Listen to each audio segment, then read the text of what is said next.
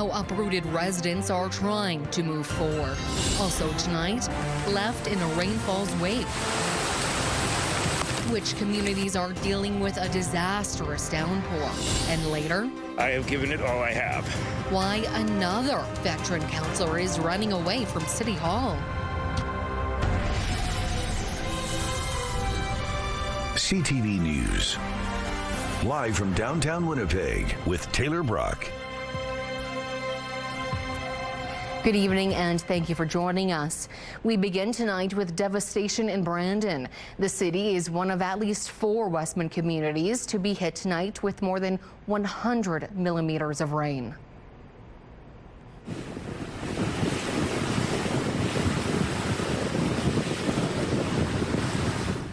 Now, these videos of a Brandon excavator attempting to mitigate tonight's flooding were sent to us by Quail Ridge resident Serafina Gilbert, who confirmed she's safe.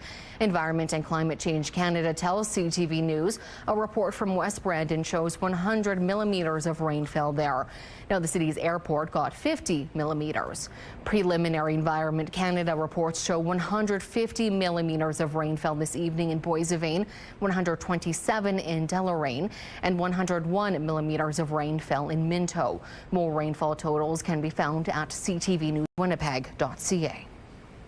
And an overland flood warning was issued earlier this evening for parts of western Manitoba.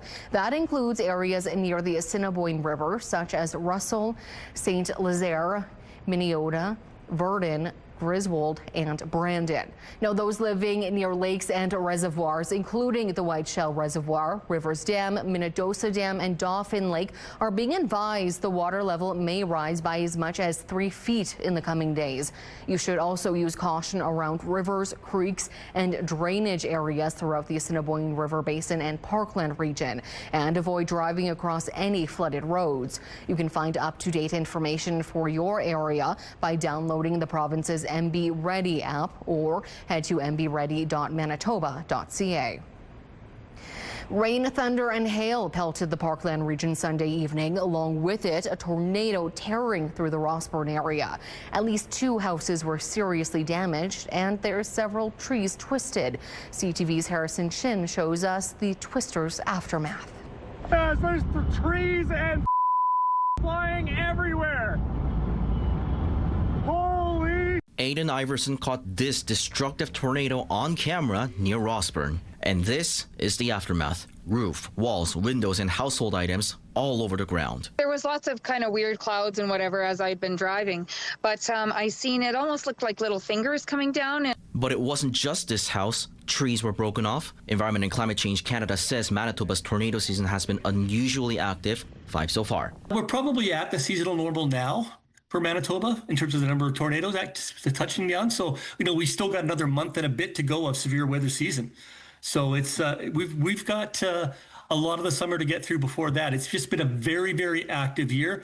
ECCC is collaborating with the Northern Tornadoes Project, connected to the Canadian Severe Storms Laboratory, to investigate how strong Sunday's tornado actually was. The project's team arrived in the area Monday afternoon and is assessing the damage. What we do is we kind of go through the whole area, take all the property and different structures that have been damaged, as well as trees, and then we'll find the highest estimated wind speed along the path. Rossburn's Deputy Mayor Adam Grabowski says cleanup is underway. While there has been no reported fatalities or injuries so far, he had this to say. Please understand that these families have lost a lot of their livelihood or their lives. I mean, you've lived in a home for many, many years. You build up memories into that home, and to try to avoid going out there. It's not a tourist attraction. Harrison Shin, CTV News, Winnipeg. Canadian Severe Storms Laboratory says the tornado had the strength of an EF2 tornado, where wind speeds reached between 180 to 240 kilometers per hour. However, the lab is still processing data to get a more accurate estimate. The province has issued a mandatory evacuation notice for people in the Lynn Lake area due to rapidly advancing wildfires. According to the province, the fire is roughly 11.5 kilometers from Lynn Lake. It's more than 5,000 2,000 hectares in size and is out of control. Lynn Lake's Mayor Brandon Dulowich told CTV News the fire was started by a lightning strike on Thursday. He said it grew rapidly due to a lack of rain. The province tells CTV News 19 people from Manitoba's search and rescue team and the Office of the Fire Commissioner have set up a command post in Lynn Lake dedicated to value protection. And fire apparatus from several departments arrived over the weekend. Meantime, around 1 a.m. this morning, Marcel Colombe First Nation residents safely evacuated. The Red Cross says it's well prepared for the influx. Each year in each response, we work very closely with the community leadership in all of them. And yeah, we take learnings from each year, from each response, and working with each community. So, every year and every response informs what we do moving forward. Some evacuees have already arrived at Brandon's Evacuee Reception Center, and the Canadian Red Cross says other evacuees are expected to be hosted in Winnipeg. The province says it's working closely with the Red Cross to assist evacuees, ensuring they have access to emergency supports and lodging as needed for as long as it's needed. The city is looking to cap the number of free transit passes for youth as it figures out how to pay for the provincial program.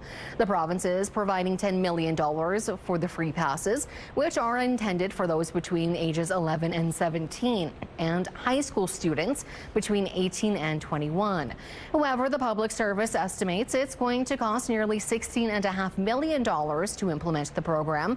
That's accounting for lost revenue and hiring several more bus drivers to meet peak demand. The public service says it made a lot of assumptions when arriving at some of the numbers, so it is proposing an initial cap of 30,000 passes until the full impacts can be studied. That's half the number of eligible young people estimated to live in Winnipeg. The $6.5 million difference will also be forwarded to next year's budget process. If there is strong demand and not enough additional funding, the program may only be able to run between September and March rather than September to August. Downtown Winnipeg had the honor of hosting some talented artists over the weekend.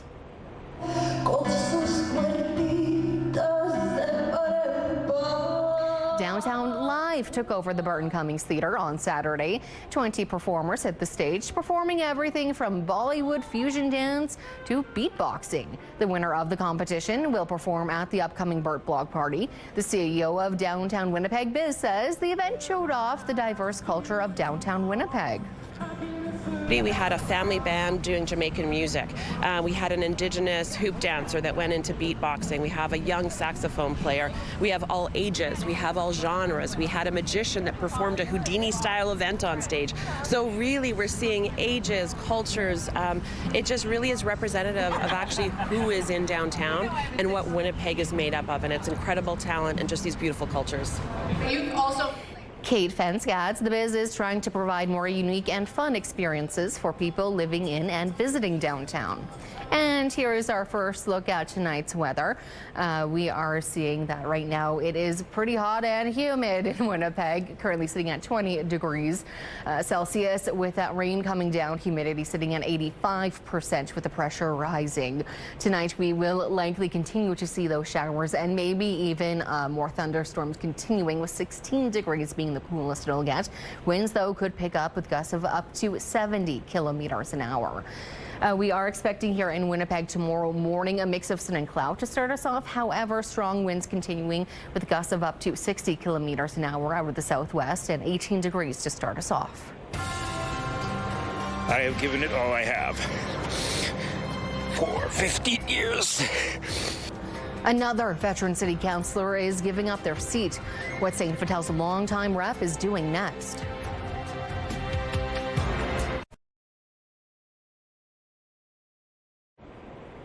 Another veteran at Winnipeg City Hall is calling it quits. St. Vital councillor Brian Mays announced he's not seeking re-election this October. Mays, who was first elected to council in 2011, says he's stepping away to run for a school trustee seat instead. CTV's Jeff Keel explains. Brian Mays is running in St. Vital Park, but not in the next election for city council. I have given it all I have for 15 years. A very emotional Mays had to stop speaking several times during his remarks, announcing he will not seek re-election this fall. First elected as the St. Vital councillor in 2011, Mays listed his accomplishments as increasing funding to cut down on sewage spills, reducing the completion date by 50 years for combined sewer work, securing $11 million for St. Vital Park, and saving the St. Vital Library. We did get 7 tracks either built or announced. Somebody said to me once, is that how you want to be remembered? I said, yeah, I'm okay with that. Mays says he was planning on 4 more years, but changed his mind, calling this term in office challenging and difficult. For years, he chaired the Water and Waste Committee as a member of the Mayor's Executive Policy Committee, but 2 years ago, Mayor Scott Gillingham removed him from EPC after Mays was critical of new zoning rules for housing. It just didn't work out with the mayor. I will always wonder why. It would probably be the great regret of my career that it didn't work out. The mayor chalked it up to democracy, saying you're not always going to agree with one another. He's been a good colleague to work with over the years that I've been on council. We didn't always see eye to eye, but I'm really focused right now on all the ways that we work together. Mays' announcement follows 2 other longtime city councillors, John Orlico and Janice Lukes, who have also said they're not running again. But Mays is staying in local politics. He's going for a school trustee seat in the Louis Riel division. We'll give her hell. We'll be out campaigning hopefully by mid-July and see where the raft takes us. Jeff Keel, CTV News, Winnipeg. Tomorrow, Tuesday, is the first day councillor candidates and school trustees can register at City Hall. May says he will be endorsing a council candidate for St. Vital. Meantime, Evan Duncan, councillor for Charleswood Tuxedo Westwood, says he will be seeking re-election. In a statement, Duncan says he's aiming to, quote, provide the kind of consistent representation our community deserves. Duncan was first elected in 2022. He currently chairs the Property and Development Committee and sits on the Executive Policy Committee. And if you're thinking about running for either a council or school trustee position, registration begins tomorrow. This will be the first time candidates for school trustees will need to register and follow spending limits. You will need to register in person at the City Clerk's Department at 510 Main Street, and you're encouraged to make an appointment in advance. The office is open weekdays 8:30 a.m. to 4:30 p.m., not including holidays.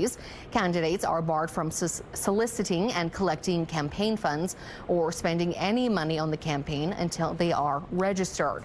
The deadline for registration is the end of the day on September 22nd. Winnipeggers head to the poll October 28th. You can also make sure you're on the voter list by heading to the city's website.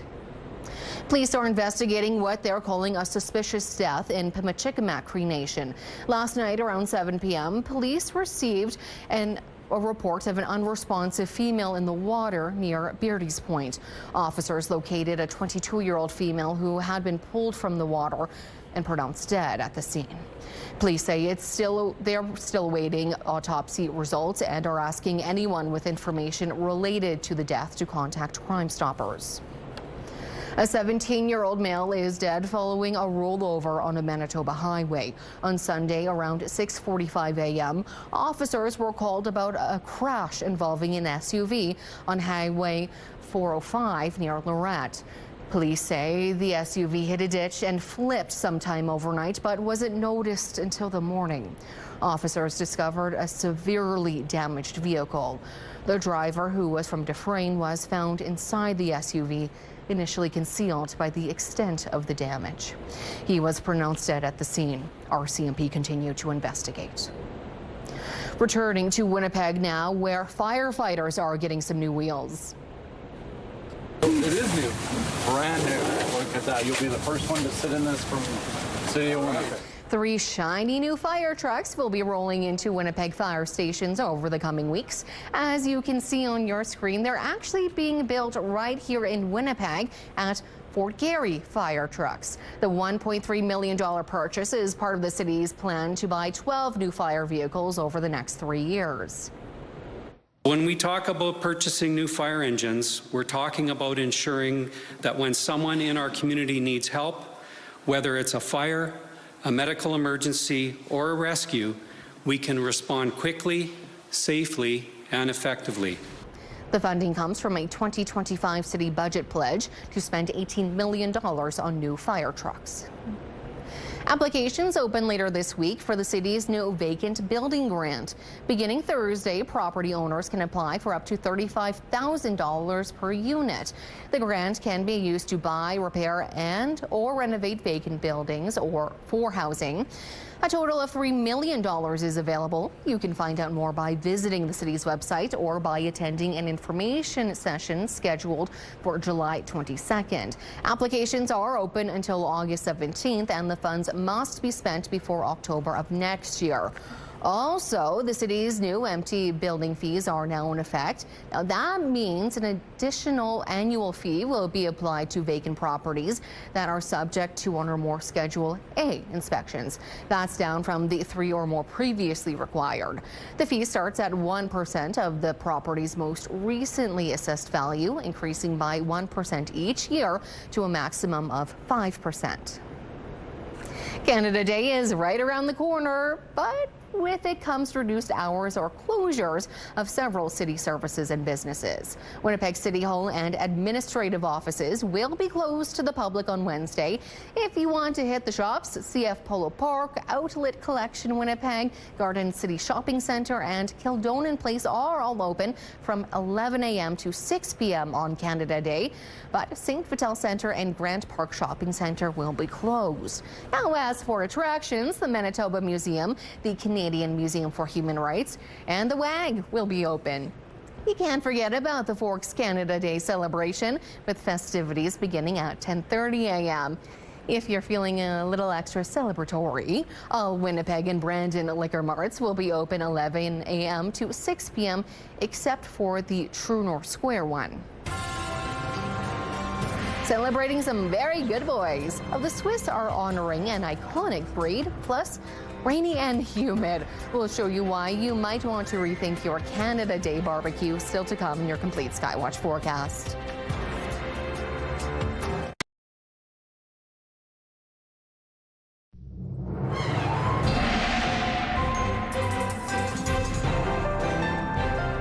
Tonight's Skywatch photo comes to us thanks to Diane over near Rotterdam, dear Lord. You can send your weather photos to Winnipeg Weather at ctv.ca. We've been getting a few, but I know that there's a lot of rain that has already been pouring and is going to continue to pour across Manitoba, not just tonight, but throughout the week as well. So that's why I'm going to move over here pretty fast so you can take a look at what is going on. So we are currently seeing some severe thunderstorm watches and warnings. Now, the areas currently in orange are more at risk. However, we are expecting much of southern Manitoba to be feeling that rain. Right now, we are seeing in southwestern Manitoba very severe thunderstorms. We actually saw just earlier in the show some video footage of the damage here in Winnipeg. Don't put away your, or I guess maybe put away your umbrella, because there's a chance of thunder and lightning. A lot of rain, though. As we chatted about just a moment ago, that's already fallen and will continue to fall, bringing in that overland flooding warning for southwestern Manitoba. Here in Winnipeg, that storm is going to push out of our area a little earlier tomorrow morning, becoming a mix of sun and cloud, but it's going to move north and even into parts of northwestern Ontario. Severe thunderstorm is expected in the afternoon. Here in Winnipeg in the evening, however, we could be getting more of that rain, possibly even thunderstorm, as well as this heavy rain system just kind of swirls around Manitoba and northwestern Ontario over the next few days, including on Canada Day. And as mentioned, really across Manitoba, we are seeing that chance of thunderstorms tonight and tomorrow. Hot and humid as well, really all throughout the whole region, including here in Winnipeg, where tomorrow will reach a high of 25 degrees. Ontario and Kenora 17 as your low tonight, with 24 is the high tomorrow. Again, that chance of some heavier rainfall, but further north, your neighbors are more likely to feel that than you folks. And as mentioned, on Canada Day here in Winnipeg, be a little cautious if you're planning an outdoor barbecue, because rain is expected. The slopes of Switzerland's Great St. Bernard Pass continues to live up to its name. We get to see them born, and we get to see them grow up and then become mothers, and we get to accompany them through all those different challenges in life. St. Bernards have lived on the pass since the mid-17th century. They remain here as part of a, quote, living museum where 21 keepers care for 32 dogs. The museum is kept as a breeding program where tourists can come to explore the mountainside and see the large mountain dogs. History is being made. Canada's one step closer to a World Cup. We'll have more on the surprising turn of events after the break.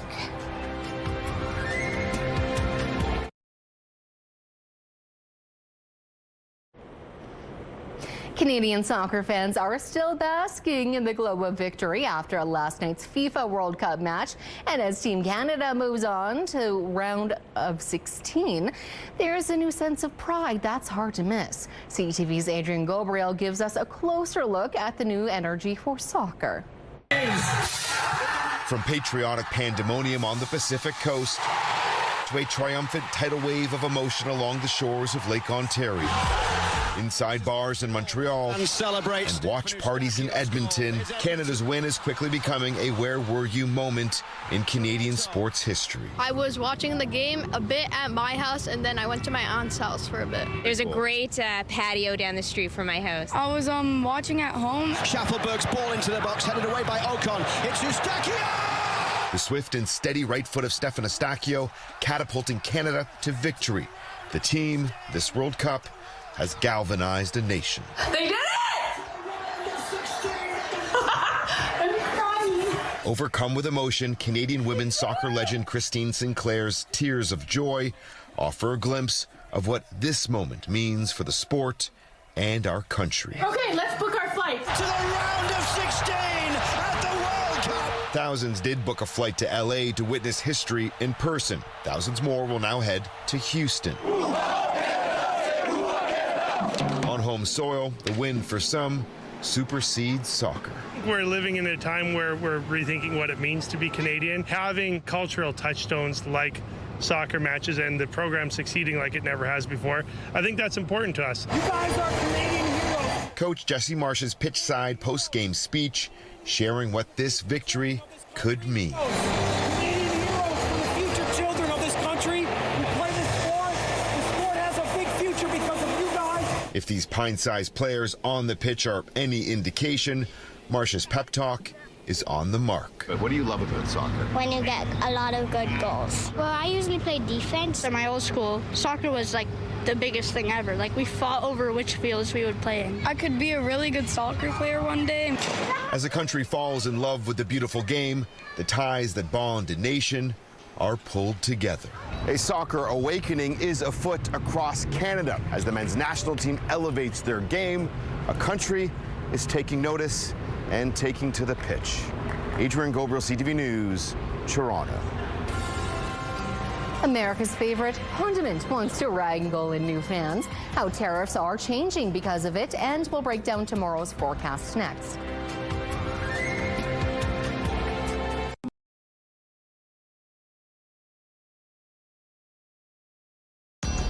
Women's clothing provided by RW & Company. Salon services provided by S&T Spa Salon. Well, tomorrow in Winnipeg is also expected to be rainy with that chance of showers and risk of a thunderstorm happening later in the evening. The day is going to start off with a mix of sun and cloud and again quite humid. The U.S. is cutting down its trade deficit, one bottle of ranch dressing at a time.